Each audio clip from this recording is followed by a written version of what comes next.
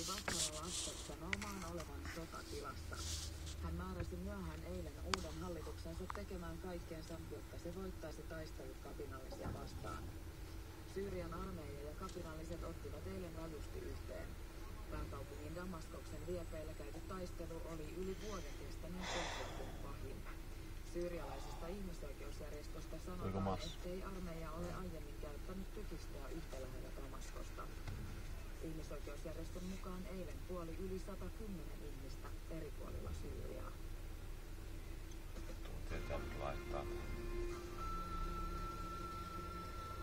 Maan etelä- ja keskiosassa pilvisyys vaihtelee ja sadepuurosta yleistä päivällä ja monen aikaan voi myös ukkosta.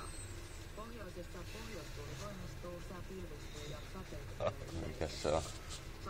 Mikä se on? Mikä tää on? Ei kuulu sua korvaan. Keskiosassa 15-20 ja Lapissa. No that's like me. Nää on suojapikkuhousta. Anniina uutiset kello Siellä vaan jalkaa vetää.